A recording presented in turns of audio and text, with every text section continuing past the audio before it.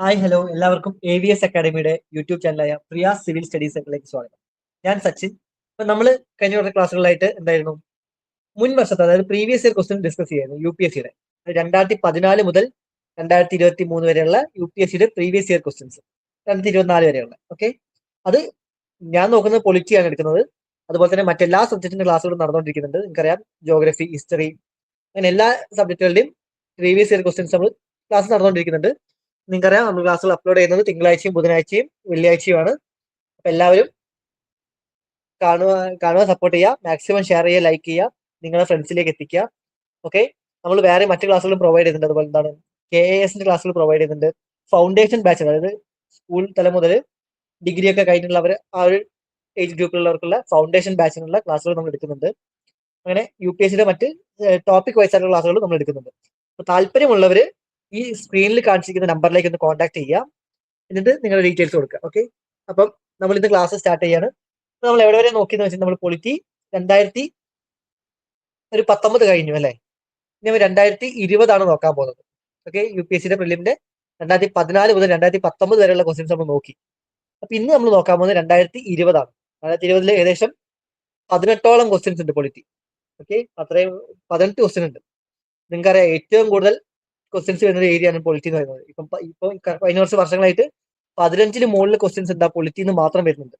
അപ്പൊ വളരെ important topic ആണ്. അപ്പൊ ഇന്ന് നമ്മൾ നോക്കുന്നത് 2020 പൊളിറ്റിയാണ്. ഞാൻ പറഞ്ഞ 18 ക്വസ്റ്റ്യനുകൾ ഉണ്ട്. അപ്പൊ നമുക്ക് നോക്കാം. ഇന്ന് 18 തീർത്തിട്ടില്ലെങ്കിലും നമ്മൾ ഏകദേശം ഒരു 10 ക്വസ്റ്റ്യന് മുകളിൽ നമുക്ക് ഇന്ന് ചെയ്യാം, ഡിസ്കസ് ചെയ്യാം. ഓക്കെ, അപ്പൊ സ്റ്റാർട്ട് ചെയ്യാം.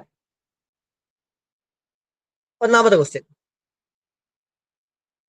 A parliamentary system of government is one in which. എന്താണ് ഇത്? നമ്മൾ ഒരുപാട് തവണ ചോദ്യം ചോദിച്ചു കഴിഞ്ഞു. പാർലമെന്ററി, അതായത് നമ്മൾ മുന്നേ UPSC-യുടെ പ്രീവിയസ് ക്വസ്റ്റ്യൻസ് മുന്നത്തെ വർഷങ്ങൾ നോക്കിയപ്പം ഇതേ സെയിം ടൈപ്പ് ക്വസ്റ്റ്യൻസ് ഒരുപാട് തവണ ചോദിച്ചതാണ്. A parliamentary system of government is one in which എന്താണ് all political parties in the parliament are represented in the government. The government is responsible to the parliament and can be removed by it. The government is elected by the people and can be removed by them. The government is chosen by the parliament but cannot be removed by it before completion of a fixed term. ഇതിൽ ഏതാണ് parliamentary system of ഗവൺമെന്റിന് ഏറ്റവും കൂടുതൽ ചേരുന്നത്? Simple ആണ്. നിങ്ങൾക്ക് നോക്കിയേ, all political parties in the parliament are represented in the government. ശരിയാണോ? ഗവൺമെന്റിൽ എല്ലാ പൊളിറ്റിക്കൽ പാർട്ടിയും റെപ്രസെന്റ് ചെയ്തിട്ടുണ്ടോ? ഇല്ലല്ലേ. എന്താണ്, അതായത് ഇലക്ഷനിൽ ജയിച്ച ഏതെങ്കിലും ഒരു റൂളിംഗ് പാർട്ടി ആയിരിക്കും എന്ത് ഗവൺമെന്റിൽ റെപ്രസെന്റ് ചെയ്യാം. അല്ലാതെ എല്ലാ പൊളിറ്റിക്കൽ പാർട്ടി എന്താണ് ഗവൺമെന്റിന്റെ ഭാഗമായിരിക്കില്ല. അപ്പൊ അതുകൊണ്ട് ഒന്നാമത്തെ തെറ്റാണ്. ഓക്കെ, ഇതിൽ ആൻസർ വരുന്നത് ഓപ്ഷൻ ബി ആണ്. നമ്മൾ ഇതിന് മുന്നേ പറഞ്ഞു കഴിഞ്ഞു, the government is responsible to the parliament and can be removed by it. അതായത് ഒരു ഫോം ചെയ്ത് ഗവൺമെന്റ് എന്താണ് ഒരു പാർലമെന്റിന് റെസ്പോൺസിബിൾ ആണ്. ഓക്കെ, പാർലമെന്റിന് റെസ്പോൺസിബിൾ ആണ്, അക്കൗണ്ടബിൾ ആണ്. എന്താ പാർലമെന്റ് വിചാരിച്ച എന്താണ് ഈ ഗവൺമെന്റ് എന്താ പുറത്താക്കാൻ പറ്റും, റിമൂവ് ചെയ്യാൻ പറ്റും. അതായത് ഇപ്പം ഏതെങ്കിലും ഒരു മിനിസ്റ്ററിന് എന്താണ് എതിരെ ഒരു മോഷൻ വന്നു വിചാരിക്കാം. ഓക്കെ, നോൺ കോൺഫിഡൻസ് മോഷൻ വന്നു വിചാരിക്കാം. അപ്പൊ ആ മോഷൻ പാസ്സായി എന്താ സംഭവിക്കാം? മൊത്തം ഗവൺമെന്റ് എന്ത് ചെയ്യും? റിസൈൻ ചെയ്യേണ്ടി വരും അല്ലെ. അതാണ് government is responsible to the parliament ആണ്. ഇപ്പൊ വോട്ട് ഓഫ് കോൺഫിഡൻസ് കിട്ടിയില്ലെങ്കിൽ എന്താ പാർലമെന്റിന് ഗവൺമെന്റ് റിമൂവ് ചെയ്യാൻ വരെ പറ്റും. ഓക്കെ, അപ്പൊ അതുകൊണ്ട് ഓപ്ഷൻ ബി ആണ് ശരി ഉത്തരം. നമ്മൾ ഒരുപാട് തവണ ഈ ക്വസ്റ്റിന്റെ കാര്യം പറഞ്ഞു കഴിഞ്ഞു, government is responsible to the parliament എന്നൊക്കെയുള്ള കാര്യങ്ങൾ. ഓക്കെ, ഞാൻ ബാക്കിയുള്ള പോയിന്റ് ഒന്ന് നോക്കാം. The government is elected by the people and can be removed by them. ആണോ? എലക്ടഡ് ബൈ ദ പീപ്പിൾ, അത് ശരിയാണ് അല്ലെ. റിമൂവ് ചെയ്യാനുള്ള പവർ ജനങ്ങൾക്കുണ്ടോ? ഇല്ല. ജനങ്ങൾ എലക്ട് ചെയ്യുക മാത്രമേ ഉള്ളൂ. റിമൂവ് ചെയ്യുന്ന ആരാണ്? അത് പാർലമെന്റ് ഒക്കെയാണ് റിമൂവ് ചെയ്യുന്നത്. അല്ലാതെ പീപ്പിൾ എന്താണ് റിമൂവ് ചെയ്യാനുള്ള അധികാരമില്ല. ഓക്കെ, ഇനി the government is chosen by the parliament but cannot be removed by it before completion of a fixed term. അതായത് 5 വർഷത്തേക്ക് ഗവൺമെന്റ് എലക്ട് ചെയ്ത് കഴിഞ്ഞിട്ടുണ്ടെങ്കിൽ 5 വർഷം കഴിയാതെ ഗവൺമെന്റിനെ റിമൂവ് ചെയ്യാൻ പറ്റില്ല എന്നാണ് പറയുന്നത്. ആണോ? അല്ലല്ലേ. 5 വർഷം കാലാവധി തീരുന്നതിന് മുന്നേ തന്നെ എന്താണ് ഗവൺമെന്റിനെ പിരിച്ചുവിടാനൊക്കെ പറ്റും. ഓക്കെ, അപ്പൊ അതും തെറ്റാണ്. അപ്പൊ ആൻസർ ഓപ്ഷൻ ബി ആണ്. Okay, next question. അടുത്ത വീണ്ടും ഒരു സിമ്പിൾ ക്വസ്റ്റ്യൻ ആണ്. നോക്കിയേ, which part of the Constitution of India declares the ideal of welfare state.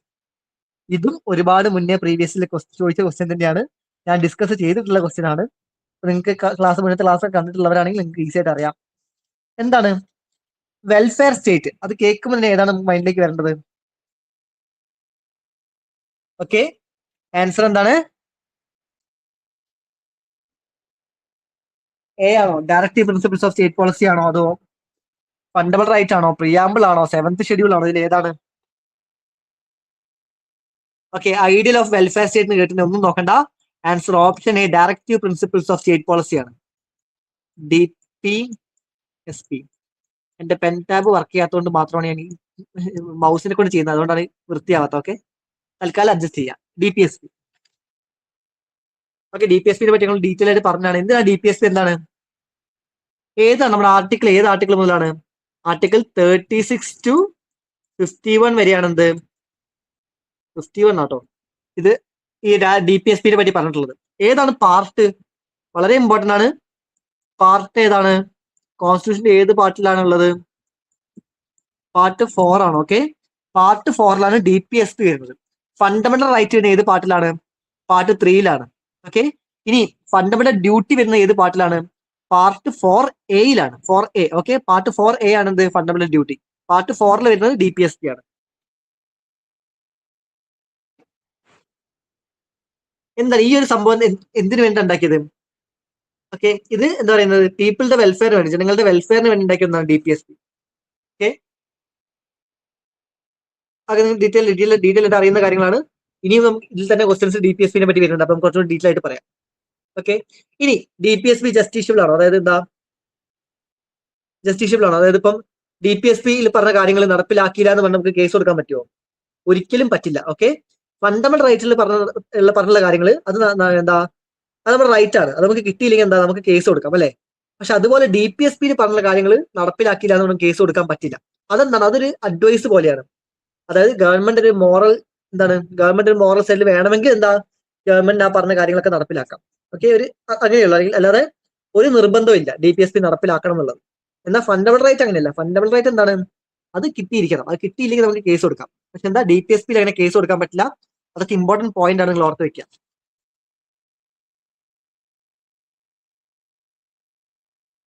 Okay, അടുത്ത മൂന്നാമത്തെ question. Consider the following statements. The Constitution of India defines its basic structure in terms of federalism, secularism, fundamental right, and democracy. Next point. The Constitution of India provides for judicial review to safeguard the citizens' liberties, to preserve the ideals on which the Constitution is based. Which of the statements given above are correct? ഏതാണ് ശരി? എന്താണ് basic structure? Okay, ഒരു 1973 കാലം വരെ എന്താണ്, നമ്മുടെ ഗവൺമെന്റും supreme കോടതി തമ്മിൽ ഫുള്ള് പ്രശ്നങ്ങളായിരുന്നു. അതായത് ഗവൺമെന്റ് എന്തെങ്കിലും കൊണ്ടുവരും, അപ്പൊ സുപ്രീം കോടതി ഇത് നടക്കില്ല എന്ന് പറഞ്ഞാൽ ആ ലോ വെട്ടിക്കളയും. അങ്ങനെ കുറെ പ്രശ്നങ്ങൾ ഉണ്ടായിരുന്നു. അതായത് ഗവൺമെന്റ് കൊണ്ടുവരുന്ന പല കാര്യങ്ങളും എന്താണ്, ഫണ്ടമെന്റൽ റൈറ്റിന് അഗേൻസ്റ്റ് ആണ്. അതുകൊണ്ട് ഈ നിയമം നടപ്പിലാക്കാൻ പറ്റില്ല എന്ന് പറഞ്ഞ് സുപ്രീം കോടതി എന്താ, വെട്ടിക്കളയും, നടപ്പിലാക്കില്ല എന്ന് പറയും. ഓക്കെ, അപ്പൊ ഗവൺമെന്റ് എന്ത് ചെയ്യും? ഗവൺമെന്റ് വീണ്ടും അതിനെതിരായുള്ള ഓപ്പോസിറ്റ് വേറെ ലോ കൊണ്ടുവരും. അപ്പൊ അങ്ങനെ ഒരു കുറെ കാലം നടന്നിട്ടുണ്ടായിരുന്നു. അങ്ങനെ 1973 നമ്മുടെ കേശവാനന്ദ ഭാരതി കേസ് വന്നു. Kesavananda Bharati versus state of Kerala 1973. അത് വളരെ ഇമ്പോർട്ടന്റ് ആയ ഒരു കേസാണ്. ആ കേസിൽ പ്രകാരമാണെന്ത്, സുപ്രീം കോടതി ബേസിക് സ്ട്രക്ചർ എന്ന് പറഞ്ഞൊരു കൺസെപ്റ്റ് കൊണ്ടുവന്നു. എന്താണെന്ന് വെച്ചിട്ടുണ്ടെങ്കിൽ, നിങ്ങൾക്ക് ഗവൺമെന്റിന് വേണമെങ്കിൽ ഫണ്ടമെന്റൽ റൈറ്റോ കമന്റ് ചെയ്യാം. ഫണ്ടമെന്റൽ റൈറ്റോ പ്രിയാമ്പിളോ ഒക്കെ നിങ്ങൾക്ക് കമന്റ് ചെയ്യാം, കുഴപ്പമില്ല. പക്ഷേ അതൊരിക്കലും നമ്മുടെ കോൺസ്റ്റിറ്റ്യൂഷന്റെ ഒരു ബേസിക് സ്ട്രക്ചറിനെ കമന്റ് ചെയ്യാൻ പാടില്ല. കോൺസ്റ്റിറ്റ്യൂഷനിൽ കുറച്ച് ബേസിക് സ്ട്രക്ചർ എന്ന് പറഞ്ഞിട്ട് കുറച്ച് എന്താ സുപ്രീം കോടതി പറഞ്ഞിട്ടുണ്ട്, കുറച്ച് കാര്യങ്ങൾ. അതിനെന്താ ഒരിക്കലും എന്താണ്, നിങ്ങൾ പുതിയ ഒരു നിയമങ്ങൾ കൊണ്ടുവരുമ്പം അതിനൊരിക്കലും എന്താണ് അമെന്റ് ചെയ്യാൻ പാടില്ല എന്ന് പറഞ്ഞു. ഓക്കെ, അതായത് ഇപ്പം ഫെഡറലിസം, സെക്യുലറിസം, നമ്മുടെ അങ്ങനെയുള്ള ഒരുപാട് കാര്യങ്ങളുണ്ടല്ലോ. അപ്പൊ അങ്ങനെയുള്ള കാര്യങ്ങൾക്കൊക്കെ എന്താണ്, ഇൻഡിപെൻഡൻസ് ഓഫ് ജുഡീഷ്യറി, ഇങ്ങനെയുള്ള കുറെ കാര്യങ്ങൾ എന്താണ് ബേസിക് സ്ട്രക്ചർ എന്ന് പറഞ്ഞിട്ട് സുപ്രീം കോടതി ലിസ്റ്റ് ചെയ്തു. ഈ ഒരിക്കലും നിങ്ങൾ നിയമം കൊണ്ടുവരുന്ന സമയത്ത് ഈ ബേസിക് സ്ട്രക്ചറിന് അഗേൻസ്റ്റ് ആയിട്ടുള്ള ഒരു നിയമം കൊണ്ടുവരാൻ പാടില്ല എന്ന് പറഞ്ഞിട്ട് 1973 സുപ്രീം കോടതി റൂളിംഗ് കൊണ്ടുവന്നു. ഓക്കെ, അപ്പം ബേസിക് സ്ട്രക്ചർ എന്ന് പറയുന്ന സംഭവം വളരെ ഇമ്പോർട്ടന്റ് ആണ്.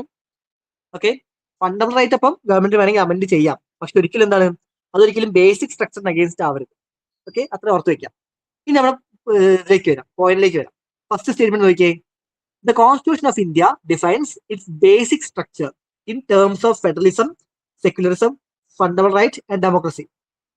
ഈ ബേസിക് സ്ട്രക്ചറിൽ പറഞ്ഞുള്ള കാര്യങ്ങളൊക്കെ തന്നെയാണ് ഇത്. Federalism, secularism, fundamental right, democracy ഇതൊക്കെ ശരിയാണ്.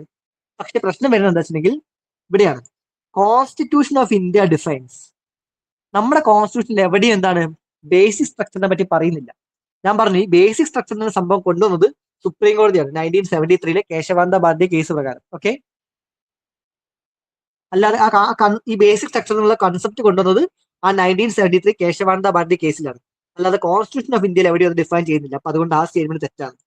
അപ്പൊ നിങ്ങൾ സ്റ്റേറ്റ്മെന്റ് ക്വസ്റ്റ്യൻ വായിക്കുമ്പോൾ ശരിക്കും ഇമ്പോർട്ടൻ്റ് ആയി നോക്കുക എന്താ, ഈ ഒരു സെന്റൻസ് നോക്കുക. പല സ്റ്റേറ്റ്മെന്റിലും ഉണ്ടാവും കോൺസ്റ്റിറ്റ്യൂഷൻ ഓഫ് ഇന്ത്യയിൽ ഇങ്ങനെ പറഞ്ഞു എന്നുള്ള രീതിയിൽ സ്റ്റേറ്റ്മെന്റ്. ആ സ്റ്റേറ്റ്മെന്റ് ശരിയായിരിക്കും, പക്ഷേ കോൺസ്റ്റിറ്റ്യൂഷൻ ഓഫ് ഇന്ത്യയിൽ പറഞ്ഞുള്ള സംഭവം എന്തായിരിക്കും, അത് തെറ്റായിരിക്കും. അത് നമ്മളെ കൊടുക്കാൻ വേണ്ടി ഒരുപാട് ക്വസ്റ്റ്യൻസ് അങ്ങനെ ഉണ്ടാവാറുണ്ട്. അപ്പം കോൺസ്റ്റിറ്റ്യൂഷൻ ഓഫ് ഇന്ത്യ ഡിഫൈൻസ് ഒക്കെ കണ്ടിട്ടുണ്ടെങ്കിൽ ശ്രദ്ധിക്കുക. ഇനി അടുത്തത്, the constitution of India provides for judicial review to safeguard the citizens' liberties and to preserve the ideals on which the constitution is based. Constitution of India, വീണ്ടും constitution of India provides for judicial review എന്ന് പറയുന്നത് ശരിയാണോ?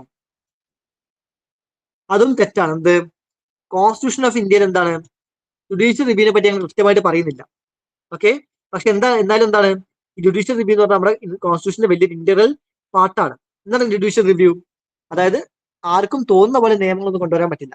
എപ്പോഴും എന്താ ജുഡീഷ്യറിയുടെ ഒരു review ഉണ്ടാവും. Okay, അത് നമ്മുടെ കോൺസ്റ്റിറ്റ്യൂഷനിൽ പറഞ്ഞ കാര്യങ്ങൾക്ക്, അതായത് ബേസിക് സ്ട്രക്ചറിനൊക്കെ അഗേൻസ്റ്റ് ആയിട്ടുള്ള കാര്യങ്ങളൊന്നും എന്താ ഒരു ഗവൺമെന്റിനും കൊണ്ടുവരാൻ പറ്റില്ല. ജുഡീഷ്യൽ റിവ്യൂ ഉണ്ടാവും. ഇപ്പൊ എന്ത് നിയമം കൊണ്ടുവന്നാലും അതിന് ജുഡീഷ്യൽ റിവ്യൂ ഉണ്ടാവും. ഓക്കെ, പക്ഷെ അതൊരിക്കലും എന്താണ് കോൺസ്റ്റിറ്റ്യൂഷനിൽ അങ്ങനെ കൃത്യമായിട്ട് പറഞ്ഞിട്ടില്ല. അതുകൊണ്ട് ഈ സ്റ്റേറ്റ്മെന്റും തെറ്റാണ്. അപ്പൊ ഓപ്ഷൻ ഡി ആണ്, നൺ ഓഫ് ദീസ് ആണ് ശരി ഉത്തരം. Option D.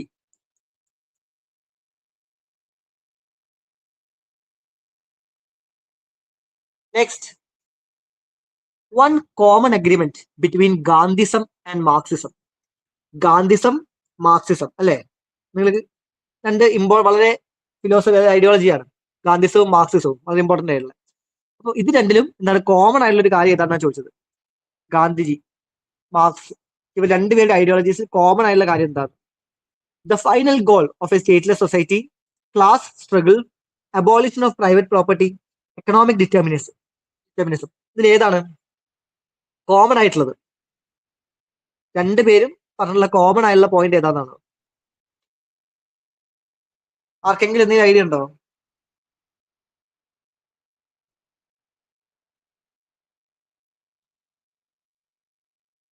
Okay, option A ആണ് ശരി ഉത്തരം. സ്റ്റേറ്റ്ലെസ് സൊസൈറ്റി, ഈ ഒരു കൺസെപ്റ്റ് ഗാന്ധിജിയും അതുപോലെ തന്നെ മാർക്സും രണ്ടുപേരും കൊണ്ടുവന്ന് മുന്നോട്ട് വെച്ച ഒരു കൺസെപ്റ്റ് ആണ് എന്ത്, സ്റ്റേറ്റ്ലെസ് സൊസൈറ്റി. എന്താണ് സ്റ്റേറ്റ്ലെസ് സൊസൈറ്റി എന്ന് പറയുന്നത്? അതായത് ഒരു ഗവൺമെന്റ് ഇല്ലാതിരിക്കുക, അതായത് എന്താ ഒരു സെൻട്രൽ ഗവൺമെന്റ് സ്റ്റേറ്റ് ഗവൺമെന്റ് ഇല്ലാതിരിക്കുക, അതായത് ഇൻഡിവിജ്വൽസ് എന്താണ് ഒരു സെൽഫ് ഗവേണിംഗ് ആയിരിക്കണം എന്ന് പറയുന്നത്. അതാണ് സ്റ്റേറ്റ്ലെസ് സൊസൈറ്റി അല്ലെങ്കിൽ സ്റ്റേറ്റ്ലെസ് ഡെമോക്രസി എന്നൊക്കെ പറയും. അതായത് സ്റ്റേറ്റിന്റെ അല്ലെങ്കിൽ ഒരു ഗവൺമെന്റിന് ആവശ്യം ഉണ്ടാവില്ല, പകരം എന്താണ് ജനങ്ങൾ തന്നെ എന്താ ഒരു സെൽഫ് ഗവേണിംഗ് ആയിരിക്കും. അതാണ് സ്റ്റേറ്റ്ലെസ് സൊസൈറ്റി. അത് എന്താ ഗാന്ധിയും മാർക്സും രണ്ടുപേരും മുന്നോട്ട് വെച്ചൊരു ആശയമായിരുന്നത് സ്റ്റേറ്റ്ലെസ് സൊസൈറ്റി.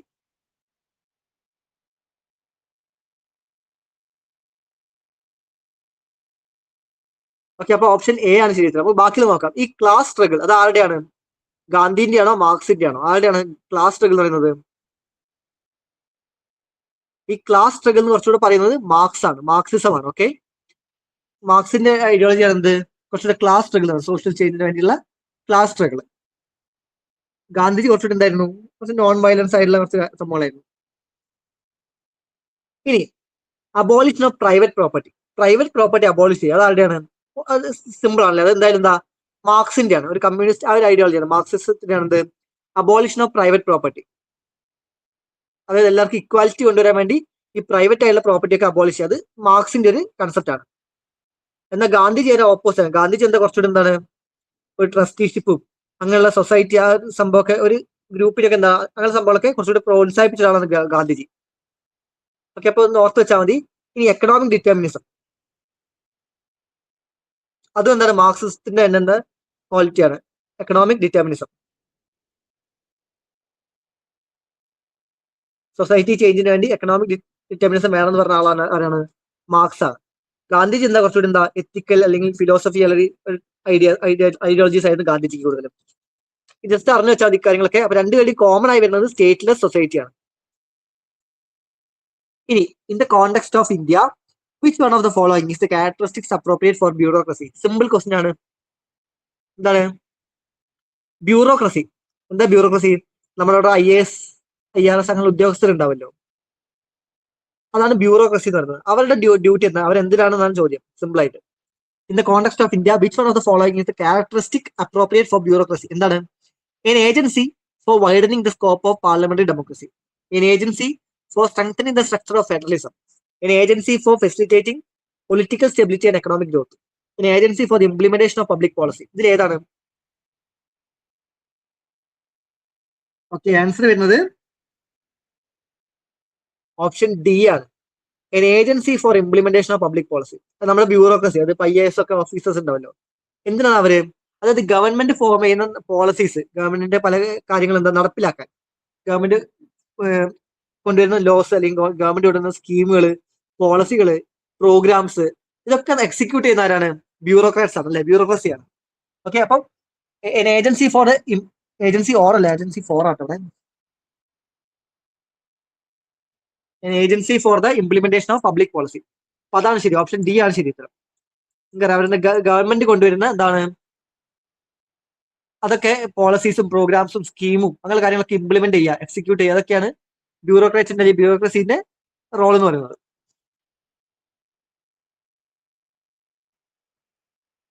അതിൽ വൈഡനിങ് ദ സ്കോപ്പ് എന്ന് പറഞ്ഞാൽ ബ്യൂറോക്രസി പാർലമെന്ററി ഡെമോക്രസിനെ സപ്പോർട്ട് ചെയ്യുന്നുണ്ട്. പക്ഷെ ഒരു വൈഡനിങ് ദ സ്കോപ്പ് എന്നൊക്കെ പറയുമ്പോൾ തെറ്റാണ്.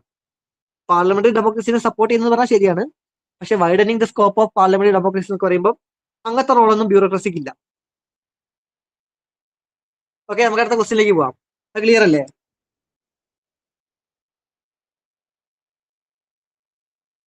പ്രിയാമ്പിൾ എല്ലാ ക്വസ്റ്റ്യൻ പേപ്പറിലുള്ള കുറച്ച് ടോപ്പിക്സ് ആണ്. DPSP, preamble, fundamental right, fundamental duties. ഇതിന്റെയൊക്കെ ബേസ് കണക്ട് ചെയ്ത് എന്തെങ്കിലും ഒരു ക്വസ്റ്റ്യൻ ഒക്കെ ഉണ്ടാവും. അപ്പൊ നമുക്ക് പഠിച്ചു വെക്കാം. Okay, the preamble to the constitution of India is, എന്താണ് പ്രിയാമ്പിൾ? നമ്മുടെ ഭരണഘടന, നമ്മുടെ കോൺസ്റ്റിറ്റ്യൂഷന്റെ ആമുഖം അല്ലേ, ആ ഒരു ഫ്രണ്ട് പേജ്, അതാണ് പ്രിയാമ്പിൾ. ആ പ്രിയാമ്പിളിനെ പറ്റിയുള്ള ചോദ്യമാണ്. Preamble to the constitution of India is a part of the constitution but as no legal effect. അടുത്ത്, not a part of the constitution and has no legal effect either. എന്താണ്? A part of the constitution and has a same legal effect as any other part. D, a part of the constitution but as no legal effect independently of other parts. അത് preamble കോൺസ്റ്റിറ്റ്യൂഷന്റെ part ആണോ? അതിന് legal effect ഉണ്ടോ? അതാണ് ചോദ്യം. എന്താണ് preamble? ഞാൻ പറഞ്ഞല്ല, ഒരു ആമുഖം. ഇനി preamble part of the constitution ആണോ? അതും ഒരുപാട് ഡിബേറ്റ് നടന്ന സംഭവമായിരുന്നു. അങ്ങനെ അവസാനം നേരത്തെ പറഞ്ഞ 1973 കേശവാനന്ദ ഭാരതി കേസ് ഉണ്ടല്ലോ, ആ കേശവാനന്ദ ഭാരതി കേസിൽ സുപ്രീം കോടതി വിധിച്ചു എന്താണ്? പ്രിയാമ്പിൾ നമ്മുടെ കോൺസ്റ്റിറ്റ്യൂഷൻ ഓഫ് ഇന്ത്യന്റെ പാർട്ട് ആണ്. Okay, preamble is recognised as A part of the constitution of India. നമ്മുടെ കോൺസ്റ്റിറ്റ്യൂഷൻ ഓഫ് നമ്മുടെ ഭരണഘടനയുടെ ഒരു പ്രധാനപ്പെട്ട ഭാഗം, പാർട്ട് തന്നെയാണ് എന്ത്? പ്രിയാമ്പിൾ. അപ്പൊ ഓപ്ഷൻ ബി തെറ്റാണ്. നോട്ട് എ പാർട്ട് എന്നുള്ള ഭാഗം തെറ്റാണ്. ഓപ്ഷൻ ബി തെറ്റാണ്. ഓക്കെ, ഇനി അടുത്ത നമ്മൾ നോക്കേണ്ട ലീഗൽ എഫക്ട് ഉണ്ടോ എന്നാണ്. ലീഗൽ എഫക്ട് ഉണ്ടോ? അതായത് പ്രിയാമ്പിളിൽ പറഞ്ഞ കാര്യങ്ങൾ നടപ്പിലാക്കണം നമുക്ക് കോടതി പോകാൻ പറ്റുമോ? അതായത് പ്രിയാമ്പിളിൽ കുറച്ച് കാര്യങ്ങൾ പറഞ്ഞിട്ടുണ്ടല്ലോ, അത് നടപ്പിലാക്കില്ല എന്ന് പറഞ്ഞാൽ നമുക്ക് കോടതി പോകാൻ പറ്റുമോ? അല്ലെ അങ്ങനെ ലീഗൽ എഫക്ട് ഉണ്ടോ പ്രിയാമ്പിളിന്? ഇല്ല എന്നുള്ളതാണ് ശരി. പ്രിയാമ്പിളിന് ഒരു ലീഗൽ എഫക്ട് ഇല്ല. ഓക്കെ, അപ്പൊ ഈ സി തെറ്റായി. സി എന്താണ്? സിയിൽ ലീഗൽ എഫക്ട് ഉണ്ടെന്നാണ് പറയുന്നത്. അപ്പൊ സിയും തെറ്റാണ്. ഇനി നമുക്ക് നോക്കേണ്ട ഓപ്ഷൻ എയും ഓപ്ഷൻ ഡിയും ആണ്. നോക്കിയേ, ഓപ്ഷൻ എയിൽ പറയുന്നത് a part of the constitution but as no legal effect, അത് ശരിയാണ്. എന്നാൽ ഓപ്ഷൻ ഡി ആണ് കുറച്ചുകൂടി ശരി. നോക്കിയേ, a part of the constitution but as no legal effect independently of other part. Okay, അതാണ് ശരി ഉത്തരം. അതെന്താ വെച്ചിട്ടുണ്ടെങ്കിൽ എന്താ, പ്രിയാമ്പിളിന് ഒറ്റയ്ക്ക് അങ്ങനെ ലീഗൽ എഫക്ട് ഒന്നുമില്ല. പ്രിയാമ്പിൾ മാത്രമായിട്ട് നോക്കുമ്പോൾ എന്താണ്, അതിന് പ്രത്യേകിച്ച് ലീഗൽ എഫക്ട് ഒന്നുമില്ല. എന്നാൽ മറ്റ് പാർട്ടുകൾ ഉണ്ടല്ലോ, അതായത് നമ്മുടെ കോൺസ്റ്റിറ്റ്യൂഷനിൽ ഒരുപാട് കാര്യങ്ങളുണ്ടല്ലോ, ഒരുപാട് പാർട്ടുകളും ഒരുപാട് സംഭവങ്ങളുണ്ടല്ലോ, അപ്പൊ അതൊക്കെ എന്താണ്, ഇപ്പൊ എന്തെങ്കിലും ആ ഒരു പാർട്ട് ഇപ്പൊ ഫണ്ടമെന്റൽ റൈറ്റിന്റെയോ DPSP അങ്ങനെ എന്തെങ്കിലും ഒരു ഭാഗത്ത് എന്തെങ്കിലും ഒരു കൺഫ്യൂഷൻ വരാന്ന് വിചാരിച്ചോ സുപ്രീം കോടതിക്ക്. അപ്പൊ സുപ്രീം കോടതി എന്താണ് അത് അനലൈസ് ചെയ്ത് നോക്കിയിട്ടാണ് പ്രിയാമ്പിളും കൂടെ കൺസിഡർ ചെയ്തിട്ടാണ്. കാരണം പ്രിയാമ്പിൾ എന്ന് പറയുന്നത് എന്താണ് നമ്മുടെ ഭരണഘടനയുടെ ആമുഖമാണ്. ആമുഖം എന്ന് വെച്ചിട്ടുണ്ടെങ്കിൽ അത് എന്താണ് ഇപ്പൊ നമ്മള് ഈ പ്രിയാമ്പിൾ ഉണ്ടാക്കിയ ആളുകളുണ്ടല്ലോ, അവരുടെ ഒരു ഐഡിയോളജി, അവരുടെ വിഷൻ ഒക്കെ എന്തിനാണ് ഈ പ്രിയാമ്പിൾ കാണിച്ചിട്ടുണ്ട്. എന്താണ് ഈ കോൺസ്റ്റിറ്റ്യൂഷൻ ഉണ്ടാക്കിയ ആൾക്കാരുടെ ഒരു വിഷൻ, അവരുടെ ഐഡിയോളജി, ഓക്കെ, ഫിലോസഫി ഒക്കെ എന്താണ് ഈ പ്രിയാമ്പിളിൽ ഉണ്ട്. ഓക്കെ, അപ്പം ആ പ്രിയാമ്പിൾ മനസ്സിൽ വെച്ചോണ്ടാണ് എന്ത് സുപ്രീം കോടതി പല പാർട്ട് കോൺസ്റ്റിറ്റ്യൂഷന്റെ മറ്റു പല പാർട്ടുകളും എന്താണ് ഇന്റർപ്രറ്റ് ചെയ്യാറ്. എന്തെങ്കിലും ഒരു കേസ്, എന്തെങ്കിലും ഒരു കൺഫ്യൂഷൻ ഒക്കെ വരുന്ന സമയത്ത്, ഓക്കെ, ലീഗൽ ഇഷ്യൂ ഒക്കെ വരുന്ന സമയത്ത് പ്രിയാമ്പിളോട് മൈൻഡിൽ വെച്ചിട്ടാണ് എന്ത് സുപ്രീം കോടതി കോൺസ്റ്റിറ്റ്യൂഷൻ ഇന്റർപ്രറ്റ് ചെയ്യാം. അപ്പൊ അതുകൊണ്ട് ലീഗൽ ആയിട്ടുള്ള കാര്യങ്ങൾക്ക് പ്രിയാമ്പിൾ കൺസിഡർ ചെയ്യുന്നുണ്ട്. പക്ഷെ എന്താ ഇൻഡിപെൻഡന്റ് ആയിട്ട് അതിന് എന്താ ലീഗൽ എഫക്ട് ഒന്നുമില്ല. അപ്പൊ a part of the constitution but has no legal effect independently of other part. Okay, മറ്റു പാർട്ടിന്റെ കൂടെ നോക്കുമ്പോൾ ലീഗൽ എഫക്ട് ഉണ്ട്. ഓക്കെ, അതായത് എന്താ മറ്റു പാർട്ടി ഇന്റർപ്രറ്റ് ചെയ്യാനൊക്കെ എന്താ മറ്റു കോൺസ്റ്റിറ്റ്യൂഷന്റെ മറ്റു ഭാഗങ്ങളും ഒക്കെ എന്താ ഇന്റർപ്രറ്റ് ചെയ്യാൻ വേണ്ടി പ്രിയാമ്പിൾ യൂസ് ചെയ്യാറുണ്ട്. അല്ല, പ്രിയാമ്പിളിന് ഒറ്റയ്ക്ക് എന്താണ് ലീഗൽ എഫക്ട് ഒന്നുമില്ല. അപ്പൊ അതുകൊണ്ട് ഓപ്ഷൻ ഡി ആണ് ശരി ഉത്തരം. ഓക്കെ, ക്ലിയർ അല്ലേ? അപ്പൊ ഓർത്ത് വെക്കുക, എന്തൊക്കെയാ ഓർത്ത് വെക്കേണ്ടത്? Preamble is a part of the constitution, it has no legal effect. അത് ഓർത്ത് വെക്കുക. ഇനി ഇത് ഇമ്പോർട്ടൻ്റ് ഓർത്ത് വെക്കുക, it has no legal effect independently of other part. Okay, independent ആയിട്ട് എന്താണ് ലീഗൽ എഫക്ട് ഒന്നുമില്ല. അല്ലാതെ എന്താ മറ്റു പാർട്ട് ഇന്റർപ്രറ്റ് ചെയ്യാനൊക്കെ എന്താ പ്രിയാമ്പിൾ യൂസ് ചെയ്യുന്നുണ്ട്. എന്തുകൊണ്ടാണ്? കാരണം പ്രിയാമ്പിൾ നമ്മളെ സോൾ ഓഫ് കോൺസ്റ്റിറ്റ്യൂഷൻ എന്നാ പറയാം. അതായത് നമ്മുടെ ഭരണഘടനയുടെ ആത്മാവ് എന്നൊക്കെയാ പറയാം. കാരണം എന്താ ഈ ഭരണഘടന ഉണ്ടാക്കിയ ആളുകളുടെ വിഷൻ, അവരുടെ എയിം, അവരുടെ ഫിലോസഫി, ഇതൊക്കെ എന്തിനാണ് ഈ പ്രിയാമ്പിൾ വായിച്ചാലുണ്ട്, പ്രിയാമ്പിൾ ഉണ്ട്. ഓക്കെ, അപ്പൊ അതുകൊണ്ട് മറ്റു ഭാഗങ്ങൾ ഇന്റർപ്രറ്റ് ചെയ്യാൻ നമ്മൾ പ്രിയാമ്പിൾ യൂസ് ചെയ്യും. Okay, next question 7. With reference to the provisions contained in Part 4 of the Constitution of India, which of the following statement is correct? They shall be enforceable by court. They shall not be enforceable by any court. The principles laid down in this part are to influence the making of laws by the state. ആദ്യത്തെ ചോദ്യം എന്താണ് ഈ part 4? കുറച്ചു മുന്നത്തെ ചോദ്യത്തിൽ ഞാൻ പറഞ്ഞിട്ടുള്ളൂ എന്താണ് പാർട്ട് 4 എന്ന്. എന്താണ്? ഓക്കെ, പാർട്ട് 2 എന്താണ്? പാർട്ട് 2 എന്ന് പറയുന്നത് സിറ്റിസൺഷിപ്പുമായിട്ട് ബന്ധപ്പെട്ടാണ്. പാർട്ട് 3 എന്താണ്? ഫണ്ടമെന്റൽ റൈറ്റുമായിട്ട് ബന്ധപ്പെട്ടാണ്.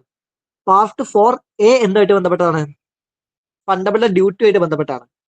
പാർട്ട് 4 എന്തുമായിട്ട് ബന്ധപ്പെട്ടാണ്? Directive principles of state policy, DPSP ആയിട്ട് ബന്ധപ്പെട്ടാണ് എന്ത്? Part 4 of the constitution. Okay, അപ്പൊ DPSP പറ്റിയാണ് ചോദ്യം. ഇവിടെ പാർട്ട് 4 തന്നിട്ടുള്ളൂ. അപ്പൊ നിങ്ങൾ മനസ്സിലാക്കണം പാർട്ട് 4 എന്താ ഉള്ളത്? DPSP. ഇനി they shall be enforceable by court, ശരിയാണോ? ഞാൻ നേരത്തെ പറഞ്ഞിട്ടേ ഉള്ളൂ. എന്താണ് DPSP ജസ്റ്റിഷ്യബിൾ ആണോ, അതായത് എൻഫോഴ്സിബിൾ ബൈ കോർട്ട് ആണോ? അതായത് DPSP പറഞ്ഞുള്ള കാര്യങ്ങൾ നടപ്പിലാക്കിയില്ല എന്ന് പറഞ്ഞ് നമുക്ക് കോടതിയിൽ പോകാൻ പറ്റുമോ? ഒരിക്കലും പോകാൻ പറ്റില്ല. എന്താണ്? കാരണം അത് നടപ്പിലാക്കണം ഒരു നിർബന്ധമില്ല. അത് ഗവൺമെന്റിന് വേണമെങ്കിൽ നടപ്പിലാക്കാം എന്നേ ഉള്ളൂ. ജനങ്ങളുടെ വെൽഫെയറിന് വേണ്ടി, അതായത് സോഷ്യൽ എക്കണോമിക് വെൽഫെയറിന് വേണ്ടിയുള്ള കുറെ കാര്യങ്ങളാണ് അതിൽ പറഞ്ഞുള്ളത്. അതൊക്കെ നടപ്പിലാക്കണം എന്നുള്ളത് എന്താ ഒരു നിർബന്ധമില്ല. പക്ഷെ ഗവൺമെന്റിന് എന്താണ് ഒരു മോറൽ വെച്ചിട്ട് എന്താ അവർക്ക് വേണമെങ്കിൽ ഒരു മോറൽ അഡ്വൈസ് പോലെ എടുത്തിട്ട് അതിൽ പറഞ്ഞ കാര്യങ്ങൾ നടപ്പിലാക്കാമെന്നേ ഉള്ളൂ. അല്ലെ നമുക്ക് എന്താ അത് നടപ്പിലാക്കില്ല എന്ന് പറഞ്ഞ് കോടതിയിൽ പോകാനോ കോടതി വഴി നടപ്പിലാക്കിക്കാനോ ഒന്നും പറ്റില്ല. DPSP പറഞ്ഞ കാര്യങ്ങൾ. ഓക്കെ, അതെന്താ അതൊരു അഡ്വൈസ് പോലെയാണ്, ഒരു മോറൽ അഡ്വൈസ്, അത്രേ ഉള്ളൂ. അപ്പം they shall be enforceable by court എന്ന് പറയുന്നത് തെറ്റാണ്. Okay, they shall not be enforceable by any court, അതായത് ഇതിന്റെ ഓപ്പോസിറ്റ് പോയിന്റ് ശരിയാണ്. ഓക്കെ, ഇനി the principles laid out in this part are to influence the making of laws by the state. ഞാൻ പറഞ്ഞല്ലോ ആ DPSP പറഞ്ഞ കാര്യങ്ങൾ എന്താണ് അത് നടപ്പിലാക്കുന്ന ഒരു നിർബന്ധമില്ല. എന്നാൽ എന്താണ് ഒരു മോറൽ അഡ്വൈസ് പോലെ, അതായത് ഗവൺമെന്റ് നിയമങ്ങൾ ഉണ്ടാക്കുമ്പോൾ, ലോസ് ഉണ്ടാകുന്ന സമയത്ത് അവരെ ഒന്ന് ഇൻഫ്ലുവൻസ് ചെയ്യാൻ വേണ്ടി, അതായത് ഇങ്ങനെയുള്ള കാര്യങ്ങളൊക്കെ കൺസിഡർ ചെയ്യണമെന്ന് ഗവൺമെന്റ് എന്താ പറയുക ഒരു അഡ്വൈസ് കൊടുക്കുക. ഗവൺമെന്റ് ഉണ്ടാക്കുന്ന ലോസിനെ ഒരു ഇൻഫ്ലുവൻസ് ചെയ്യുക. അതിന് വേണ്ടിയിട്ടാണ് എന്ത് DPSP. അപ്പൊ ഓപ്ഷൻ 3 സെറ്റ് ശരിയാണ്. Answer 2 and 3. Okay, option D ആണ്. ക്ലിയർ അല്ലേ? അപ്പൊ DPSP ഓർത്ത് വെക്കുക, പാർട്ട് 4 ആർട്ടിക്കിൾ 36 to 51 ആണ്. കോടതിയിൽ എൻഫോഴ്സിബിൾ അല്ല, ജസ്റ്റിഷ്യബിൾ അല്ല. 3 എന്താണത്? ഒരു മോറൽ അഡ്വൈസ് പോലുള്ള കാര്യങ്ങളാണ്. അതായത് ഗവൺമെന്റ് ഉണ്ടാക്കുന്ന ലോസിനെ ഇൻഫ്ലുവൻസ് ചെയ്യാനുള്ള കുറച്ച് അഡ്വൈസ് പോലെയാണ് എന്ത്, അഡ്വൈസ് അല്ലെങ്കിൽ പ്രിൻസിപ്പിൾസ് ആണ് എന്ത്, DPSP.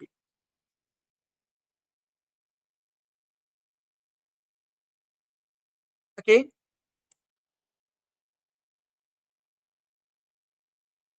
എട്ടാമത്, consider the following statements.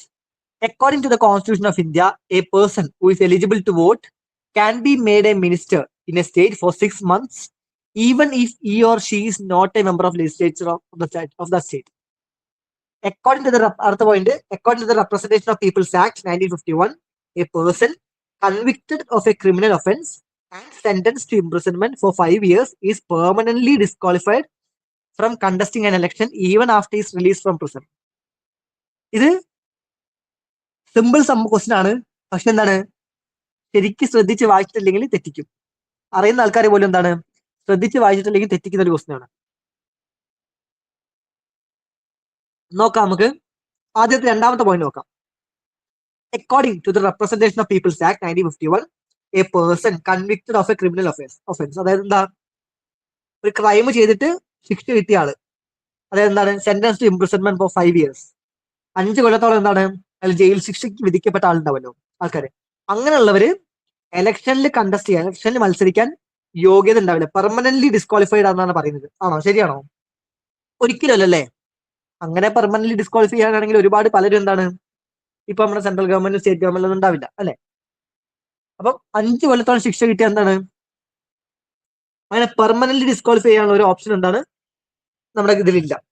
Okay, എന്താ ആകെയുള്ള കണ്ടീഷൻ എന്ന് വെച്ചിട്ടുണ്ടെങ്കിൽ, അതായത് അവർ ജയിലിൽ കിടക്കുന്ന കാലത്തോളം എന്താണ്, അവർക്ക് ഇലക്ഷനിൽ മത്സരിക്കാൻ പറ്റില്ല. അതായത് ഇപ്പൊ ഒരാൾക്ക് 10 വർഷം ശിക്ഷ കിട്ടിയില്ലെങ്കിൽ ആ 10 വർഷം എന്താണ്, അയാൾക്ക് ഇലക്ഷനിൽ മത്സരിക്കാൻ പറ്റില്ല. പക്ഷേ അയാൾ ശിക്ഷ കഴിഞ്ഞ് പുറത്തെത്തി കഴിഞ്ഞാൽ എന്താ, അയാൾക്ക് വീണ്ടും ഇലക്ഷനിൽ മത്സരിക്കാം. അല്ലാതെ പെർമനന്റ്ലി ഡിസ്ക്വാളിഫൈ ചെയ്യുന്ന പരിപാടിയൊന്നും ഈ ഒരു ആക്ട് പ്രകാരം നമ്മുടെ രാജ്യത്ത് ഇല്ല. ഓക്കെ, അപ്പൊ അതുകൊണ്ട് ഇത് തെറ്റാണ്. ഇനി അടുത്ത ക്വസ്റ്റ്യൻ, അല്ല ഒന്നാമത്തെ പോയിന്റ്.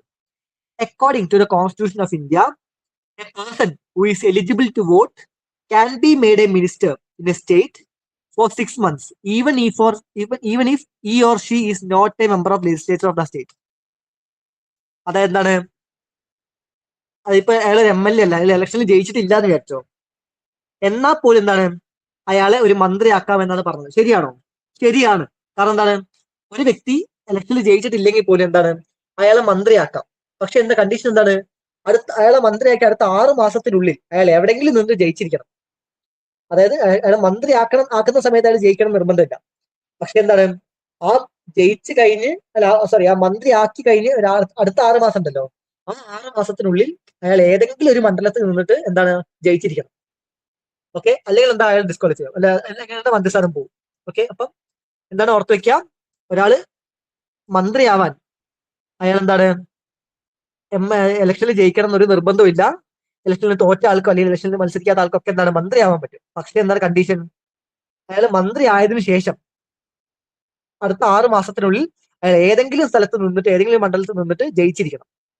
ഓക്കെ, അപ്പൊ ഇവിടെ പറഞ്ഞിരിക്കുന്നത് ശരിയാണ്. കോൺസ്റ്റിറ്റ്യൂഷൻ ഇന്ത്യയിൽ ഇക്കാര്യം പറയുന്നുണ്ട്, ഇതൊക്കെ ശരിയാണ്. പക്ഷെ എന്നാലും ഈ സ്റ്റേറ്റ്മെന്റ് തെറ്റാണ്. എന്തുകൊണ്ടാന്ന് പറയാൻ പറ്റുമോ? ഇവിടെ ഒരു കുരുക്കുണ്ട്, ഇതാണ് ശ്രദ്ധിക്കാതെ പോവുക. അത് നോക്കിയേ, a person who is eligible to vote can be made a minister. അത് തെറ്റാണ്. അതെന്താണ്, എന്തുകൊണ്ടാണ് തെറ്റ്? A person who is eligible to vote, അതെന്താ, വോട്ട് ചെയ്യാൻ എപ്പോഴാണ് പ്രായം? വോട്ട് ചെയ്യാനുള്ള പ്രായം എപ്പോഴാണ്? 18 വയസ്സാണ്. അല്ലെങ്കിൽ 18 വയസ്സായി ആർക്കും എന്താണ് വോട്ട് ചെയ്യാം. എന്നാൽ ഒരു മന്ത്രി ആവണമെങ്കിൽ എത്ര വയസ്സ് വേണം? മിനിമം 25 വയസ്സ് വേണം. MLA ആവാൻ മിനിമം 25 വയസ്സ് വേണം. അപ്പൊ എന്താണ്, വോട്ട് ചെയ്യാൻ റൈറ്റുള്ള എലിജിബിൾ ആയുള്ള എല്ലാവർക്കും എന്താണ്, മന്ത്രിയാവാൻ പറ്റില്ല. 25 വയസ്സ് കഴിഞ്ഞ ആൾക്ക് വോട്ട് ചെയ്യാൻ അധികാരമുള്ള ആളുകൾക്ക് മാത്രമേ എന്താണ്, മന്ത്രിയാവാൻ പറ്റുള്ളൂ. 18 വയസ്സ് കഴിഞ്ഞുള്ള വോട്ട് ചെയ്യാൻ പറ്റുന്ന ആൾക്കാർക്കൊക്കെ എന്താണ്, മന്ത്രിയാവാൻ പറ്റില്ല. ഇവിടെ പറഞ്ഞതാണ് ഈ person who is eligible to vote, അതായത് വോട്ട് ചെയ്യാൻ എലിജിബിലിറ്റി ഉള്ള എല്ലാവരും എന്താണ്, ഈ ഒരു രീതിയിൽ മന്ത്രിയാക്കാൻ പറ്റുന്നതാണ് പറഞ്ഞത്. അതായത് വോട്ട് ചെയ്യാൻ എലിജിബിലിറ്റി ഉള്ള എല്ലാവരും ഈ ഒരു രീതിയിൽ മന്ത്രിയാക്കാൻ പറ്റുന്നതാണ് ഇവിടെ പറഞ്ഞിരിക്കുന്നത്, ഈ സ്റ്റേറ്റ്മെന്റ് പറഞ്ഞത്. അത് തെറ്റാണ്. വോട്ട് ചെയ്യാൻ എലിജിബിലിറ്റി ഉള്ള എല്ലാവരും പറ്റില്ല. 25 വയസ്സിന് മുകളിലുള്ളവർക്ക് മാത്രമേ എന്താണ്, മന്ത്രിയാവാൻ പറ്റുള്ളൂ. അപ്പൊ അതുകൊണ്ട് ഈ സ്റ്റേറ്റ്മെന്റ് തെറ്റാണ്. ശ്രദ്ധിച്ച് വായിച്ചില്ലെങ്കിൽ എന്താ സംഭവിക്കുക, നമ്മളിത് ഓപ്ഷൻ 1 ഓൺലി ശരി കൊടുക്കും അല്ലെ. അപ്പൊ അതുകൊണ്ട് ശ്രദ്ധിച്ച് വായിക്കാം. അപ്പൊ ആൻസർ എന്താണ്, നൈദർ 1 or 2, ഓപ്ഷൻ ഡി ആണ്.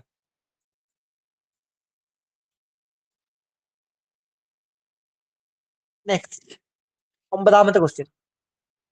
The President of India can summon a session of the Parliament at such a place as he or she thinks fit. President എന്താണ്, അദ്ദേഹത്തിന് ഇഷ്ടമുള്ള സ്ഥലത്ത് എന്താണ് പാർലമെന്റ് സെഷൻ വിളിച്ചു കൂട്ടാന്നാണ് പറഞ്ഞത്. The Constitution of India provides for 3 sessions of the Parliament in a year, but it is not mandatory to conduct all 3 sessions. There is no minimum number of days that the Parliament is required to meet in a year. ഇത് ഏതാ ശരിത്തരം?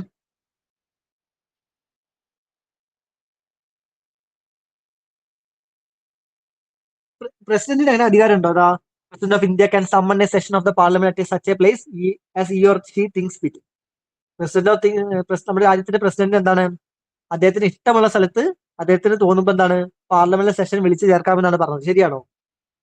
ശരിയാണ്. പ്രസിഡന്റിന് അങ്ങനെ ഒരു power ഉണ്ട്. പ്രസിഡന്റിന് എന്താണ് അദ്ദേഹത്തിന് ഫിറ്റ് എന്ന് തോന്നുന്ന സ്ഥലത്ത് അദ്ദേഹത്തിന് പാർലമെന്റ് സെഷൻ വിളിച്ചു കൂട്ടാം. ഓക്കെ, ശരിയാണ്. ഇനി രണ്ടാമത്തത്, Constitution of India provides for 3 sessions of the Parliament in a year, but it is not mandatory to conduct all 3 sessions. Constitution of India provides, ഇവിടെയൊക്കെ Constitution of India provides എന്ന് പറയുന്നുണ്ട്. നിങ്ങൾ ആദ്യം അത് ശ്രദ്ധിക്കണം. കോൺസ്റ്റിറ്റ്യൂഷൻ അങ്ങനെ പറഞ്ഞിട്ടുണ്ടോ എന്ന് നോക്കണം. ഒന്നാമത്തെ പോയിന്റ്, കോൺസ്റ്റിറ്റ്യൂഷനിൽ ഒരിക്കലും എന്താണ് ഈ 3 സെഷനെ പറ്റി പറയുന്നില്ല. നമ്മുടെ ഭരണഘടനയിൽ എവിടെയും 3 സെഷനെ പറ്റി പറയുന്നില്ല. എന്നാലും നമ്മുടെ രാജ്യത്ത് 3 സെഷൻ ഉണ്ട് കേട്ടോ. ഏതൊക്കെയാണ്? ബഡ്ജറ്റ് സെഷൻ ഉണ്ട്, മൺസൂൺ സെഷൻ ഉണ്ട്, വിന്റർ സെഷൻ ഉണ്ട്. എന്നാലും നമ്മുടെ രാജ്യത്ത് 3 സെഷൻ ഉണ്ട്. എന്നാൽ പോലും അത് കോൺസ്റ്റിറ്റ്യൂഷനിൽ പറഞ്ഞിട്ടില്ല. ഓക്കെ, അപ്പൊ അതുകൊണ്ട് എന്താണ് ഈ സ്റ്റേറ്റ്മെന്റ് തെറ്റാണ്. ഇവിടെ കോൺസ്റ്റിറ്റ്യൂഷൻ ഓഫ് ഇന്ത്യ പ്രൊവൈഡ്സ് എന്ന് പറഞ്ഞാൽ പറഞ്ഞിട്ട് ഈ ഒരു സ്റ്റേറ്റ്മെന്റ് കാണുവാണെങ്കിൽ ശ്രദ്ധിക്കുക. കോൺസ്റ്റിറ്റ്യൂഷൻ പ്രൊവൈഡ്സ് അല്ലെങ്കിൽ കോൺസ്റ്റിറ്റ്യൂഷൻ ഡിഫൈൻ എന്നൊക്കെ പറഞ്ഞ് വരുന്നുണ്ടെങ്കിൽ ശ്രദ്ധിക്കുക. നമ്മുടെ രാജ്യത്ത് 3 സെഷൻ സാധാരണ ഉണ്ട്. എന്തൊക്കെയാണ്? Budget session, monsoon session, winter session. പക്ഷെ അത് ഒരിക്കലും കോൺസ്റ്റിറ്റ്യൂഷനിൽ പറഞ്ഞിട്ടില്ല. അതുകൊണ്ട് അത് തെറ്റാണ്. ഇനി മൂന്നാമത്തെ, there is no minimum number of days that the parliament is required to meet in a year. അങ്ങനെ മിനിമം നമ്പർ ഓഫ് ഡേയ്സ് ഉണ്ടോ? No minimum number of days എന്നാ പറഞ്ഞത്. അങ്ങനെ ഒരു മിനിമം നമ്പർ ഓഫ് ഡേയ്സും ഇല്ല. അതുകൊണ്ട് ഇത് ശരിയാണ്. there is no minimum number of days that the parliament is required to meet in a year. ഇത്ര ദിവസം മീറ്റ് ചെയ്യണമെന്ന് ഒരു നിർബന്ധവും എവിടെയും പറഞ്ഞിട്ടില്ല. അപ്പൊ അതുകൊണ്ട് അതും ശരിയാണ്. 1 and 3 ആണ്. ഓപ്ഷൻ സി ആണ് ശരി ഉത്തരം.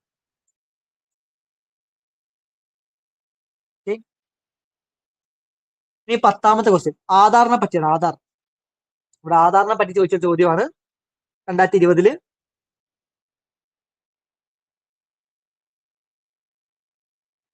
നോക്കിയേ, Aadhaar metadata cannot be stored for more than 3 months.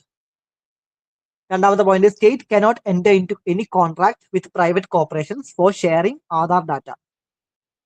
3, Aadhaar is mandatory for obtaining insurance products. Aadhaar is mandatory for getting benefits funded out of the Consolidated Fund of India. ഇതിൽ ഏതൊക്കെയാണ് correct എന്ന ചോദ്യം. നോക്കിയേ, എന്താണ് ആധാർ? ഒരു 12 ഡിജിറ്റ് നമ്പറാണ്. എത്ര digit ആണ്? 12 ഡിജിറ്റ്. 12 ഡിജിറ്റ് യുണീക്ക് ഐഡന്റിഫിക്കേഷൻ നമ്പറാണ് എന്ത്? ആധാർ എന്ന് പറയുന്നത്. അത് ആരാണ് ഇഷ്യൂ ചെയ്യുന്നത്? Unique identification authority of India, അതായത് UIDAI, unique identification authority of India ആണ് എന്ത്? ആധാർ ഇഷ്യൂ ചെയ്യുന്നത്. അതൊരു 12 ഡിജിറ്റ് ഉള്ള ഒരു ഐഡന്റിഫിക്കേഷൻ നമ്പറാണ്. നമ്മുടെ രാജ്യത്തെ എല്ലാ റെസിഡന്റിനും എന്താണ് ഏജ് ജെൻഡർ ഭേദമൊന്നും ഇല്ലാതെ എന്താണ് ആധാർ നമ്പർ എൻറോൾ ചെയ്യാൻ പറ്റും. ഓക്കെ, ഇനി നോക്കിയേ, ആധാർ മെറ്റാഡാറ്റ. ആധാറിന് ഡാറ്റ ഉണ്ടല്ലോ, അത് cannot be stored for more than 3 months എന്നാണ് പറഞ്ഞത്. ശരിയാണോ? ശരിയല്ല, തെറ്റാണ്. 3 അല്ല, 6 months ആണ്. 3 തെറ്റാണ്.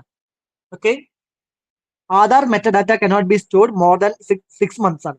6 മാസത്തോളം, 6 മാസത്തിൽ കൂടുതൽ എന്താണ് ആധാർ ഓതന്റിക്കേഷൻ ഡാറ്റ റീറ്റെയിൻ ചെയ്യാൻ പറ്റില്ല എന്നാണ് സുപ്രീം കോടതി വിധിച്ചിട്ടുള്ളത്. ഓക്കെ, അപ്പൊ 3 അല്ല 6 ആണ്. അപ്പൊ ഓപ്ഷൻ 1 തെറ്റാണ്. ഓപ്ഷൻ 1 അല്ല, പോയിന്റ് 1 തെറ്റാണ്. ഇനി, state cannot enter into any contract with private corporation for sharing Aadhaar data. അത് സിമ്പിൾ ആണ്, ശരിയാണ്. എന്താണ് അതും സുപ്രീം കോടതി റൂൾ ഉണ്ട്. എന്താണ്? State cannot enter into contract with private corporation for sharing of Aadhaar data. എന്തുകൊണ്ടാണ്? നമ്മുടെ റൈറ്റ് ടു പ്രൈവസിക്ക് അഗേൻസ്റ്റ് ആണെന്ന് പറഞ്ഞുകൊണ്ട് സുപ്രീം കോടതി വിധിച്ചതാണ്.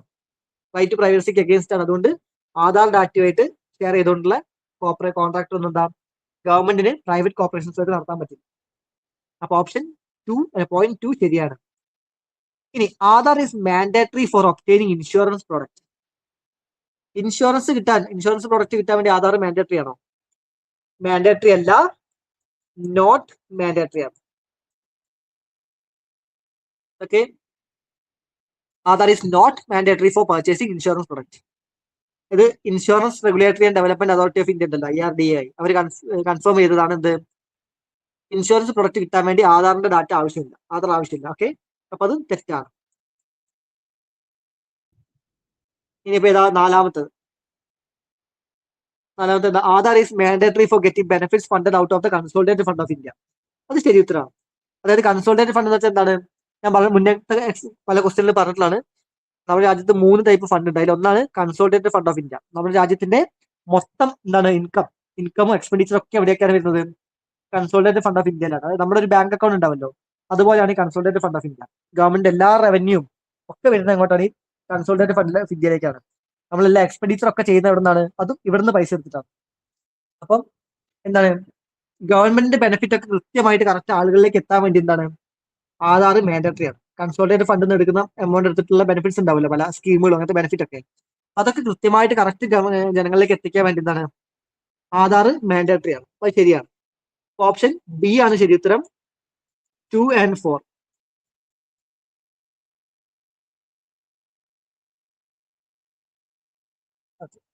അതായത് ഇവിടുത്തെ ഇങ്ങനത്തെ ബെനിഫിറ്റ്സ് ഒക്കെ ഉണ്ടാവില്ല, ഗവൺമെന്റ് ബെനിഫിറ്റ്, അതൊക്കെ തെറ്റായിട്ട് വേറെ ആൾക്കാരുടെ കയ്യിൽ എത്താതിരിക്കാൻ വേണ്ടി ആധാർ മാൻഡേറ്ററി ആണ് സുപ്രീം കോടതി വിധിച്ചിട്ടുണ്ട്. Okay, next question. Rajya Sabha equal powers വിത്ത് ലോകസഭ. രാജ്യസഭയ്ക്ക് സാധാരണ ലോകസഭയെക്കാളും പവർ കുറച്ച് കുറവാണ് പല കാര്യങ്ങളിലും. എന്നാൽ ചില കാര്യങ്ങൾക്ക് എന്താണ്, രാജ്യസഭയ്ക്ക് ലോകസഭയുടെ സെയിം ഈക്വൽ പവേഴ്സ് ഉണ്ട്. അത് ഏതാണോ ചോദ്യം. ഇതിൽ ഏതിലാണ് രാജ്യസഭയ്ക്ക് ലോകസഭയുടെ equal powers? The matter of creating new all India services, amending the constitution, the removal of the government, making cut motions. ഇതിൽ ഏതാണ്?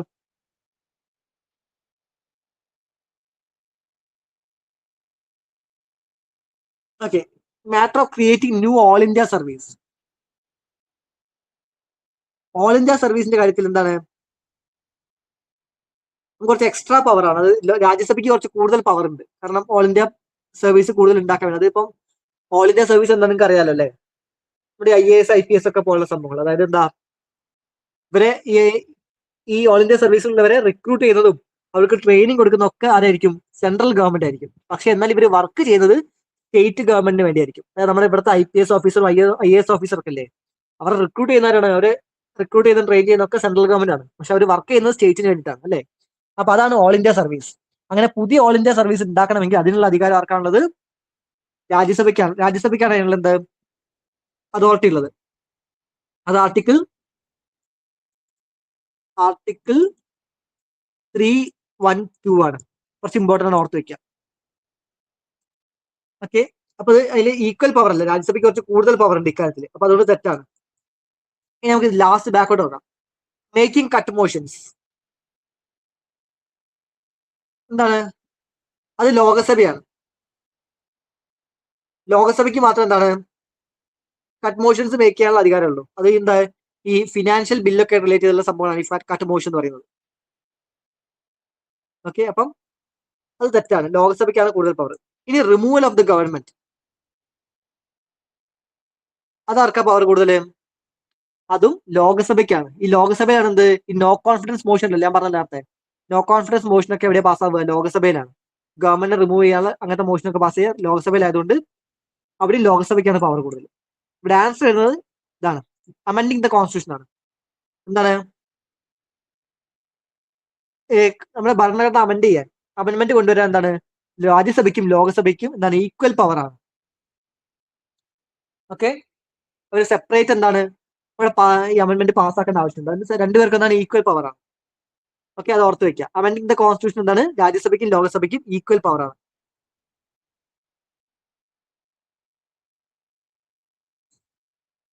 ഓക്കെ, അപ്പൊ ഓപ്ഷൻ ബി ആണ് ശരി ഉത്തരം. ഇത് കുറച്ച് സിമ്പിൾ ക്വസ്റ്റൻ ആയിരുന്നു, ഞാൻ ജസ്റ്റ് എക്സ്പ്ലെയിൻ ചെയ്തു എന്നുള്ളൂ. ഇനി MP ലാഡിനെ പറ്റിയൊരു ചോദ്യമാണ്. With reference to the funds under members of parliament local area development scheme, അതായത് MP LADS, which of the following statements are correct? നോക്കാം. MP LADS funds must be used to create durable asset like physical infrastructure for health, education etcetera. A specified portion of each MP's fund must benefit SC/ST populations. MP lands funds are sanctioned on a yearly basis and the unused funds cannot be carried forward to the next year. The district authority must inspect at least 10% of all works under implementation every year. ശ്രദ്ധിച്ചിട്ട് വായിച്ചിട്ട് answer ചെയ്താൽ മതി. MP ലാഡിനെ പറ്റി അറിയുന്നവർക്ക് simple ആയിരിക്കും. എന്താണ് MP LAD? അതായത് നമ്മള് ഓരോ എന്താ കോൺസ്റ്റിറ്റ്യുവൻസിയിൽ ഓരോ MP മാരുണ്ടാവല്ലോ, MP Mar, members of parliament. ഇവർക്ക് 5 കോടി അലോട്ട് ചെയ്ത് കൊടുക്കും. 5 കോടി ഈ MP മാർക്ക് കൊടുക്കും. എന്തിനു വേണ്ടിട്ടാ?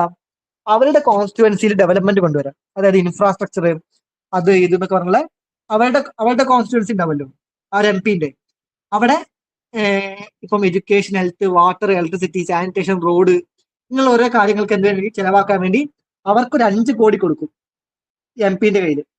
അതാണ് MP ലാഡ് എന്ന് പറയുന്നത്, members of parliament local area development scheme.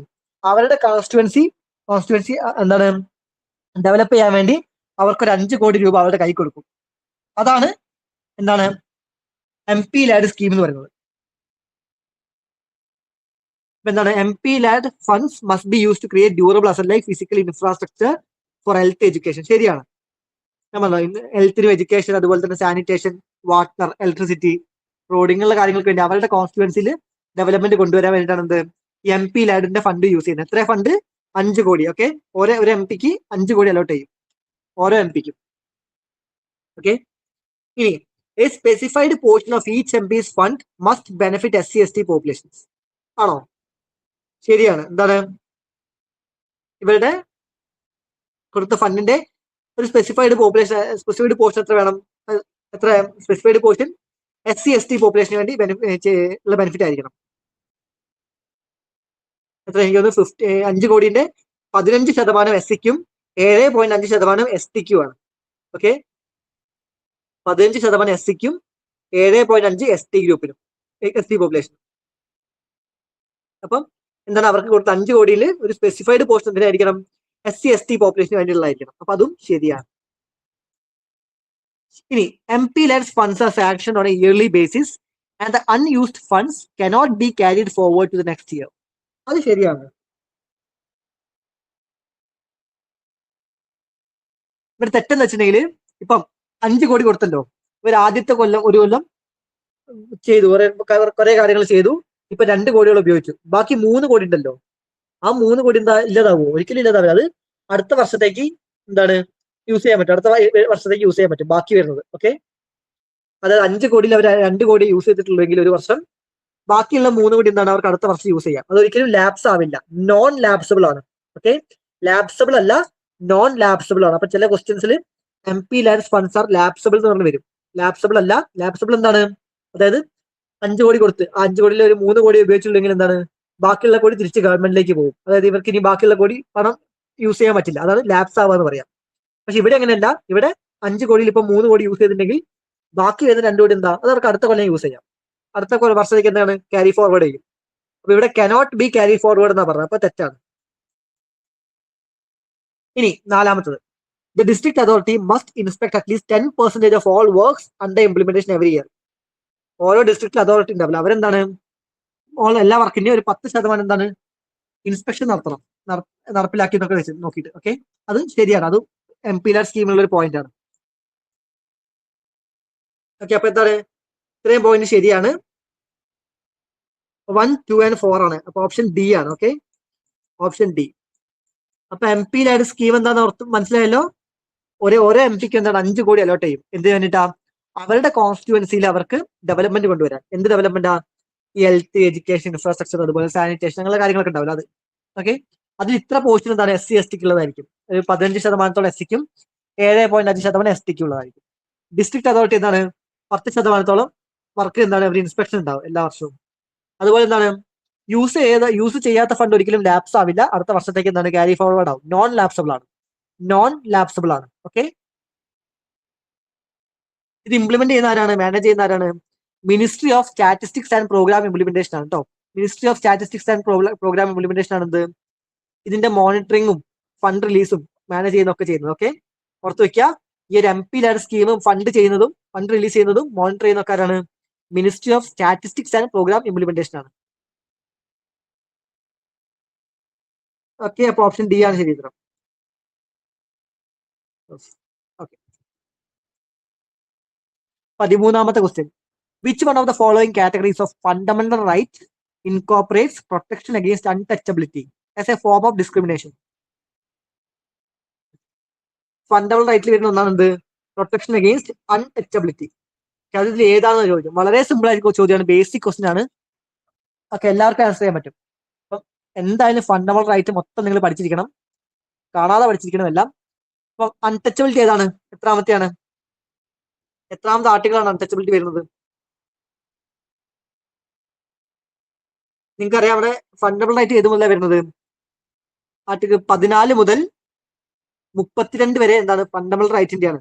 Okay, അതിൽ ആർട്ടിക്കിൾ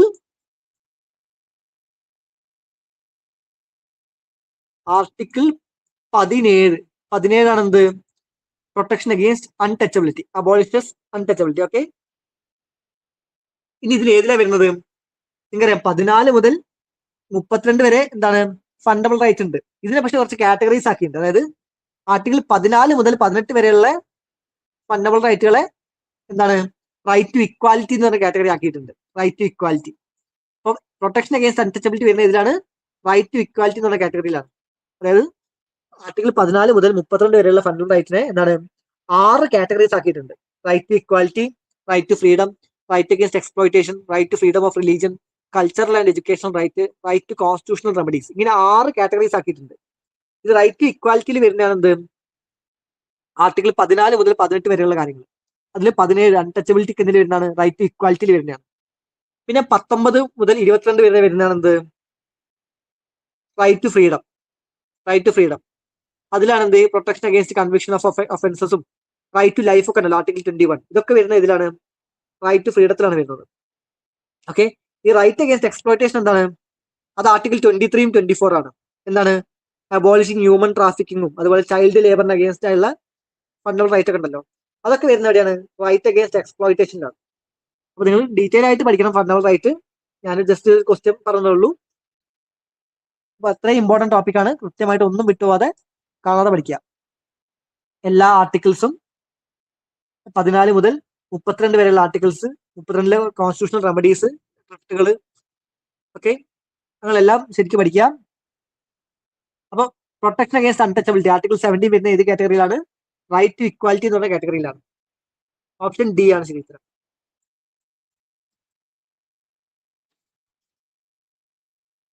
നെക്സ്റ്റ്, ഇതിൽ 3 ഓപ്ഷനേ ഉള്ളൂ, നോക്കിയേ. In India separation of judiciary from the executive is enjoined by എന്താണ്? ഇന്ത്യയിൽ separation of judiciary from the executive is enjoined by എന്തിലാണ്?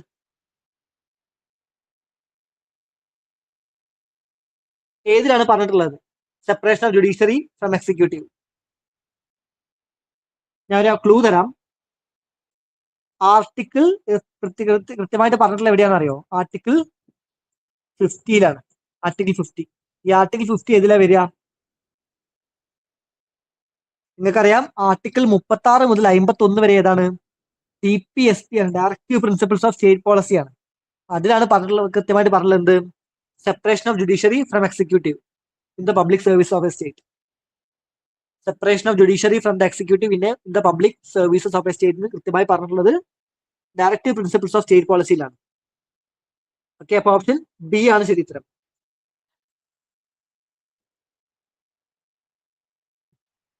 അടുത്ത ക്വസ്റ്റ്യൻ ബഡ്ജറ്റുമായിട്ട് ബന്ധപ്പെട്ടാണ്. Along with the budget, the finance minister also places other documents before the parliament, which include the macroeconomic framework statement.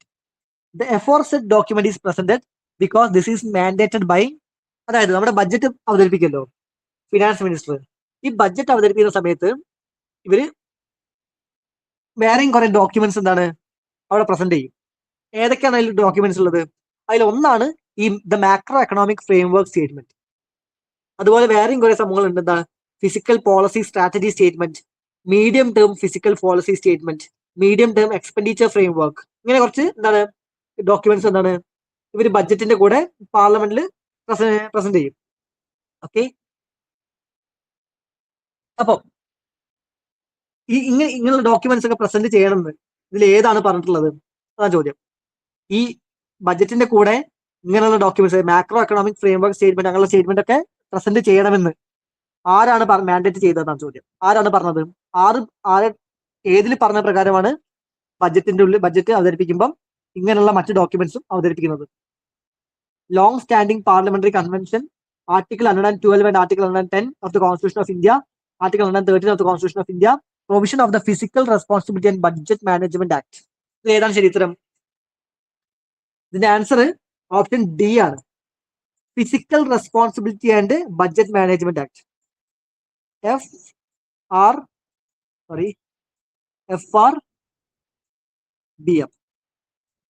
FRBM ആക്ടിൽ പറഞ്ഞ പ്രകാരമാണ് എന്ത് ബഡ്ജറ്റിന്റെ കൂടെ ഇങ്ങനെയുള്ള documents ഒക്കെ present ചെയ്യുന്നത്. അതായത് അതിലൊന്നാണ് എന്ത് മാക്രോ എക്കണോമിക് ഫ്രെയിംവർക്ക് സ്റ്റേറ്റ്മെന്റ്. മറ്റു കാര്യങ്ങൾ ഞാൻ നേരത്തെ പറഞ്ഞു, fiscal policy strategy statement, medium time fiscal policy statement, medium term expenditure framework statement, അങ്ങനെയുള്ള കാര്യങ്ങളൊക്കെ എന്താണ് ബഡ്ജറ്റിന്റെ സമയത്ത് ഫിനാൻസ് മിനിസ്റ്റർ പ്ലേസ് ചെയ്യും പാർലമെന്റ് മുന്നിൽ. അത് എന്തുകൊണ്ടാണ്? കാരണം fiscal responsibility and budget management ആക്ടിൽ അങ്ങനെ പറഞ്ഞിട്ടുണ്ട്, എന്തായാലും ചെയ്യണമെന്ന് പറഞ്ഞിട്ടുണ്ട്. അതുകൊണ്ട് ഓക്കെ. ഇനി ആർട്ടിക്കിൾ 112 എന്താണ്? മറക്കരുത്, നമ്മുടെ ബഡ്ജറ്റ്, അതായത് ആനുവൽ ഫിനാൻഷ്യൽ സ്റ്റേറ്റ്മെന്റ്. ബഡ്ജറ്റിന് പറയാ ആനുവൽ ഫിനാൻഷ്യൽ സ്റ്റേറ്റ്മെന്റ് ആണ്. അതിന്റെ ആർട്ടിക്കിൾ ആണെന്ത്? ആർട്ടിക്കിൾ 112. നമ്മുടെ ബഡ്ജറ്റിന്റെ ആർട്ടിക്കിൾ ഏതാണെന്ന് ചോദിച്ചിട്ടുണ്ടെങ്കിൽ ആർട്ടിക്കിൾ 112 ആണ്. അതായത് ആനുവൽ ഫിനാൻഷ്യൽ സ്റ്റേറ്റ്മെന്റ്. മാറിപ്പോയത് ആനുവൽ ഫിനാൻഷ്യൽ സ്റ്റേറ്റ്മെന്റും ബഡ്ജറ്റ് ഒക്കെ തന്നെയാണ്. ഇനി ഈ ആർട്ടിക്കിൾ 110 എന്താണ്? അത് മണി ബില്ലുമായിട്ട് ബന്ധപ്പെട്ടാണ്. മണി ബില്ലുമായിട്ട് ബന്ധപ്പെട്ടാണ് ആർട്ടിക്കിൾ 110. ഓക്കെ,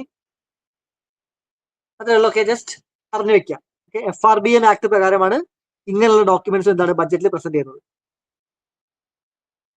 ഇതിൽ എന്തൊക്കെയാ ഉണ്ടാവുക?